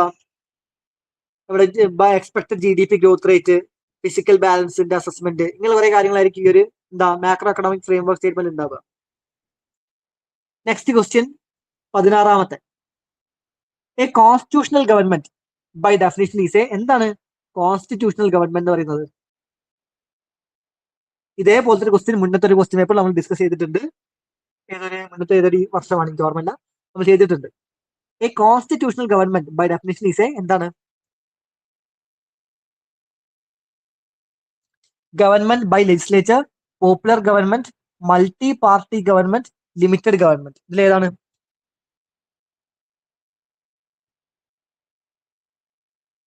ആൻസർ വരുന്നത് ലിമിറ്റഡ് ഗവൺമെന്റ് ആണ്. Limited government. എന്തുകൊണ്ടാണ് ലിമിറ്റഡ് ഗവൺമെന്റ് എന്ന് പറയുന്നത്? കോൺസ്റ്റിറ്റ്യൂഷണൽ ഗവൺമെന്റ് എന്ന് പറയുന്നുണ്ടെങ്കിൽ എന്താണ് അതിന്റെ അർത്ഥം? എന്താണ് കോൺസ്റ്റിറ്റ്യൂഷണൽ ഗവൺമെന്റ് എന്ന് പറയുമ്പോൾ? എന്താണ് കൺസ്ട്രെയിൻഡ് ബൈ ദ കോൺസ്റ്റിറ്റ്യൂഷൻ ഉദ്ദേശിക്കുന്നത്. കൺസ്ട്രെയിൻഡ് ബൈ ദ കോൺസ്റ്റിറ്റ്യൂഷൻ അതെന്താണ്? അതെന്താ ഉദ്ദേശിക്കുന്നതാണ്? ഗവൺമെന്റിന് തോന്നിയ പോലെ ഒന്നും ചെയ്യാൻ പറ്റില്ല. ഒരു ലിമിറ്റേഷൻ ഉണ്ടാവും. ആരാ ലിമിറ്റേഷൻ വെക്കുന്നത്? കോൺസ്റ്റിറ്റ്യൂഷൻ അല്ല, ഭരണഘടന. ഭരണഘടനയിൽ പറഞ്ഞതിന്റെ അപ്പുറത്തേക്കായിട്ട് എന്താണ് ഒന്നും ചെയ്യാൻ ഗവൺമെന്റ് അധികാരമില്ല. ഈ ഭരണഘടന കൊടുക്കുന്ന ലിമിറ്റേഷൻ ഉണ്ടല്ലോ, ലിമിറ്റ് ഉണ്ടല്ലോ, ആ ലിമിറ്റ് മറികടക്കാനുള്ള അധികാരം ആർക്കാണ്? ഗവൺമെന്റിനില്ല. അധികാരം ഗവൺമെന്റ് ഉണ്ടാവില്ല. ഓക്കെ, അതുകൊണ്ടാണ് ലിമിറ്റഡ് ഗവൺമെന്റ് എന്ന് പറയുന്നത്. Constitutional government. ഓക്കെ, അതായത് എന്താണ് കോൺസ്റ്റിറ്റ്യൂഷനിൽ പറഞ്ഞ കാര്യങ്ങൾക്ക് കുറെ എന്താണ് ഗവൺമെന്റിന്റെ മേലെ കൺസ്ട്രെയിൻ ഉണ്ടാവും. ഗവൺമെന്റ് തോന്നുന്ന പോലെ ഒന്നും ചെയ്യാൻ പറ്റില്ല. കോൺസ്റ്റിറ്റ്യൂഷനിൽ പറഞ്ഞ കാര്യങ്ങൾക്ക് അപ്പുറത്തേക്കായിട്ട് ഒന്നും ചെയ്യാനുള്ള അധികാരം ഗവൺമെന്റിന് ഉണ്ടാവില്ല. ഓക്കെ, പ്രത്യേകിച്ച് നമ്മുടെ ഫണ്ടമെന്റൽ റൈറ്റ്, നമ്മുടെ ഇന്ത്യൻ കോൺസ്റ്റിറ്റ്യൂഷനിലെ പാർട്ട് 3 പറഞ്ഞിട്ടുള്ള ഫണ്ടമെന്റൽ റൈറ്റ് ഉണ്ടല്ലോ, അതിന് അഗേൻസ്റ്റ് ആയിട്ട് ഒന്നും ചെയ്യാനുള്ള അധികാരം ആർക്കാണ്? ഗവൺമെന്റ് ഇല്ലല്ലോ, അല്ലെ? അതുപോലെ അതാണ് കോൺസ്റ്റിറ്റ്യൂഷണൽ ഗവൺമെന്റ് എന്ന് പറയുന്നത്. കോൺസ്റ്റിറ്റ്യൂഷൻ ഗവൺമെന്റിന്റെ മുകളിൽ ലിമിറ്റേഷൻസ് വെച്ചിട്ടുണ്ടാവും. അതാണ് constitutional government, limited government. Next question 17. ഇത് കഴിഞ്ഞ ഒരു ക്വസ്റ്റ്യൻ കൂടെ ഉള്ളൂ, 18 ക്വസ്റ്റ്യൻ ടോട്ടൽ ഉള്ളത്. Other than fundamental right, which of the following parts of the constitution of India reflects the principles and provisions of the എന്താണ് sorry ഇത് 1, ഇത് 2, ഇത് 3. ഇവിടെ 1 വന്നു വരാം. Other than the fundamental right, which of the following parts of the Constitution of India reflects the principles and provisions of the Universal Declaration of Human Rights? അത് 1948 ഒരു universal declaration of human rights വന്നിട്ടുണ്ടായിരുന്നു. അപ്പം അതിന്റെ പ്രിൻസിപ്പിൾസും provisions ഒക്കെ എന്താണ് നമ്മുടെ fundamental റൈറ്റ്സിൽ എന്തായാലും reflect ചെയ്യുന്നുണ്ട്. അതുപോലെ മറ്റു പല കാര്യങ്ങളിലും നമ്മുടെ കോൺസ്റ്റിറ്റ്യൂഷനിലെ മറ്റു പല കാര്യങ്ങളിലും ഈ ഒരു യൂണിവേഴ്സൽ ഡിക്ലറേഷൻ ഓഫ് ഹ്യൂമൻ റൈറ്റ്സിന്റെ പ്രിൻസിപ്പിൾസും പ്രൊവിഷൻസ് ഒക്കെ റിഫ്ലക്ട് ചെയ്യുന്നുണ്ട്. അത് ഏതൊക്കെയാണ് ചോദ്യം? പ്രിയാമ്പിൾ ആണോ, DPSP ആണോ, ഫണ്ടമെന്റൽ ഡ്യൂട്ടീസ് ആണോ, അതായത് മൂന്നും ആണോ? ഇവിടെ ഓൾറെഡി പറഞ്ഞു ഫണ്ടമെന്റൽ റൈറ്റ്സിൽ എന്താണ് എന്തായാലും ഈ ഒരു യൂണിവേഴ്സൽ ഡിക്ലറേഷൻ ഓഫ് ഹ്യൂമൻ റൈറ്റ്സിന്റെ പ്രിൻസിപ്പിൾസ് എന്താ റിഫ്ലക്ട് ചെയ്യുന്നുണ്ടെന്ന് പറഞ്ഞു. ബാക്കിയുള്ള മൂന്നെണ്ണത്തിൽ റിഫ്ലക്ട് ചെയ്യുന്നുണ്ടോ? ഉണ്ടോ? ശരിയാണോ? ഉണ്ട്. ബാക്കി മൂന്നിലും എന്താണ് ഈ ഒരു യൂണിവേഴ്സൽ ഡിക്ലറേഷൻ ഓഫ് ഹ്യൂമൻ റൈറ്റ്സിന്റെ പ്രിൻസിപ്പിൾസും പ്രൊവിഷൻസ് ഒക്കെ കാണുന്നുണ്ട്. അപ്പൊ ഓപ്ഷൻ 1, 2 and 3 ഓപ്ഷൻ ഡി ആണ് ശരി ഉത്തരം. പ്രിയാമ്പിൾ പറഞ്ഞിട്ടുള്ള ഇക്വാലിറ്റി, അതുപോലെ DPSP പറഞ്ഞിട്ടുള്ള കാര്യങ്ങള്, ഫണ്ടമെന്റൽ ഡ്യൂട്ടിയിലും പറഞ്ഞിട്ടുണ്ട്. ഓക്കെ, അപ്പൊ എല്ലാത്തിലും എന്താണ് universal 1948 universal declaration of human റൈറ്റ്സിൽ പറഞ്ഞ പല കാര്യങ്ങളും എന്താണ് ഇതിൽ കാണാം നമുക്ക്. ഓക്കെ, പ്രിയാമ്പിളിൽ കാണാം, DPSP കാണാം, ഫണ്ടമെന്റൽ ഡ്യൂട്ടീസിൽ കാണാം, ഫണ്ടമെന്റൽ റൈറ്റ്സിലും കാണാം. ഓക്കെ, അപ്പൊ അതുകൊണ്ട് ഓൾ ഓഫ് ദ ബോൺ ശരി ഉത്തരം ഓപ്ഷൻ ഡി. നെക്സ്റ്റ് 18ാമത്തെ ചോദ്യം, legal service authority of India. Legal service authority. Okay, അത് കുറച്ച് ഇമ്പോർട്ടന്റ് ആയ ചോദ്യമാണ്, ടോപ്പിക്കാണ്. നോക്കിയേ, in India legal service authorities provide free legal services to which of the following type of citizens. Legal service authority എന്തിനു വേണ്ടിയിട്ടാണ്? ഈ ഫ്രീ ആയിട്ടുള്ള ലീഗൽ സർവീസ് പ്രൊവൈഡ് ചെയ്യാൻ വേണ്ടി. ഓക്കെ ആണുള്ളത്.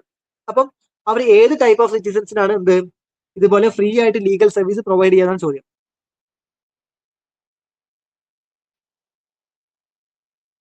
ലീഗൽ സർവീസ് അതോറിറ്റിന്റെ ആക്ട് പ്രകാരം എന്താണ് സാധാരണക്കാരുണ്ടാവില്ല, അതായത് അവർക്ക് ഇത്ര ഒരു ഇൻകത്തിന് താഴെ വരുമാനമുള്ള ആൾക്കാർ, പാവങ്ങള്, അപ്പൊ അവർക്ക് എന്താണ് ഫ്രീ ആയുള്ള ലീഗൽ സർവീസ് എലിജിബിൾ ആയിരിക്കും. അതാണ് ലീഗൽ സർവീസ് അതോറിറ്റിയുടെ ആക്ടിൽ പറയുന്ന കാര്യങ്ങൾ. ഓക്കെ, അത് ഓരോ സ്റ്റേറ്റിനും ഡിഫറെന്റ് ആയിരിക്കും. എന്നാലും എന്താണ് അധികം സ്റ്റേറ്റിലും ആ ലിമിറ്റ് എന്ന് പറയുന്നത് ഇൻകമിന്റെ ലിമിറ്റ് ഏതാണ് എത്രയാണെന്ന് അറിയോ? 1 ലക്ഷമാണ്. അപ്പൊ അതുകൊണ്ട് പോയിന്റ് 1 ശരിയാണ്. Person with annual income less than ₹1 lakh, വാർഷിക വരുമാനം 1 ലക്ഷത്തിൽ താഴെയുള്ള ആൾക്കാർക്ക് എന്താണ് ലീഗൽ സർവീസ് അതോറിറ്റി ഫ്രീ ആയുള്ള ലീഗൽ സർവീസുകൾ കൊടുക്കും. Okay, transgender with annual income of less than 2 lakh ഉണ്ടോ? ആനുവൽ ഇൻകം 2 ലക്ഷത്തിൽ താഴെ ട്രാൻസ്ജെൻഡേഴ്സിന് ഫ്രീ ലീഗൽ സർവീസ് കൊടുക്കുന്നതാണ് പറഞ്ഞത്. ശരിയാണോ? ശരിയാണ്. പ്രത്യേകിച്ച് ഡൽഹിയിൽ അങ്ങനെയുണ്ട്. എന്താ 2 ലക്ഷത്തിന് താഴെയാണ് ട്രാൻസ്ജെൻഡറിന്റെ ആനുവൽ ഇൻകം എങ്കിൽ അവർക്ക് ഫ്രീ ആയുള്ള ലീഗൽ സർവീസ് ലഭിക്കും. അപ്പൊ അതും ശരിയാണ്. Member of other backward classes OBC with annual income of less than 3 lakh, 3 ലക്ഷത്തിൽ താഴെയുള്ള എന്താണ് ആനുവൽ ഇൻകം ഉള്ള OBC-ക്കാർക്ക് കിട്ടുമോ? കിട്ടില്ല, തെറ്റാണ്. OBC-നെ പറ്റി എന്താണ് അങ്ങനെ സ്പെസിഫിക് പ്രൊവിഷൻ ഒന്നും ഈ ലീഗൽ സർവീസ് അതോറിറ്റി ആക്ടിൽ പറയുന്നില്ല. ഓക്കെ, അപ്പൊ അത് തെറ്റാണ്. ഇനി ഓൾ സീനിയർ സിറ്റിസൺ, എല്ലാ സീനിയർ സിറ്റിസണും ഈ ഫ്രീ ലീഗൽ സർവീസ് എയ്ഡ് കിട്ടുമോ? എന്നാൽ എല്ലാവർക്കും കിട്ടില്ല. അങ്ങനെ എവിടെയും പറയുന്നില്ല എല്ലാ സീനിയർ സിറ്റിസണും ലീഗൽ എയ്ഡ് കിട്ടുന്ന എന്താണ് എവിടെയും പറയുന്നില്ല. അപ്പൊ അതും തെറ്റാണ്. അപ്പൊ ഓപ്ഷൻ 1 and 2 ആണ് ശരി ഉത്തരം. Okay, 1 and 2. Legal service authority ആ ആക്ട് വന്നപ്പോഴാണെന്നറിയോ? 1987 ലീഗൽ സർവീസ് അതോറിറ്റി ആക്ട്. അത് എന്തിനാണ്? വരുമാനം കുറവുള്ള ഇൻഡിവിജ്വൽസിന് ഫ്രീ ആയുള്ള ലീഗൽ എയ്ഡ് സർവീസസ് കിട്ടാൻ വേണ്ടി. ഓക്കെ, അപ്പൊ ഇന്ന് ഇത്രയേ ഉള്ളൂ ക്ലാസ്. അപ്പം നമ്മുടെ 2020 കഴിഞ്ഞു. ഇനി 2-3 വർഷം കൂടി ഉണ്ട്. നമുക്ക് അടുത്ത ക്ലാസ്സുകൾ എടുക്കാം. അപ്പൊ ഞാൻ പറഞ്ഞു എല്ലാ തിങ്കളാഴ്ചയും ബുധനാഴ്ചയും വെള്ളിയാഴ്ചയും നമ്മൾ ക്ലാസ്സുകൾ അപ്ലോഡ് ചെയ്യുന്നത്. നിങ്ങൾ എല്ലാവരും കാണുക മാത്രമല്ല നിങ്ങൾ മാക്സിമം സപ്പോർട്ട് ചെയ്യുക, നിങ്ങളുടെ ഫ്രണ്ട്സിലേക്ക് എത്തിക്കുക, ഷെയർ ചെയ്യുക, സബ്സ്ക്രൈബ് ചെയ്യുക, ലൈക്ക് ചെയ്യുക, കമന്റ് ചെയ്യുക. ഓക്കെ, അപ്പൊ മറ്റ് ക്ലാസ്സുകളുണ്ട്. ഞാൻ പറഞ്ഞു KASന്റെ ക്ലാസ് നടക്കുന്നുണ്ട്, ഫൗണ്ടേഷൻ ബാച്ചിന്റെ ക്ലാസ് നടക്കുന്നുണ്ട്, UPSCയുടെ തന്നെ ടോപ്പിക് വൈസ് ക്ലാസ് നടക്കുന്നുണ്ട്. അപ്പൊ താല്പര്യമുള്ളവർ ഈ സ്ക്രീനിൽ കാണുന്ന നമ്പറിൽ കോൺടാക്ട് ചെയ്യുക. ഓക്കെ, അപ്പൊ താങ്ക് യു. എല്ലാവർക്കും ക്ലാസ് ഇഷ്ടമായി വിചാരിക്കുന്നു. നമുക്ക് അടുത്ത ക്ലാസ്സിൽ കാണാം. Okay, bye, see U.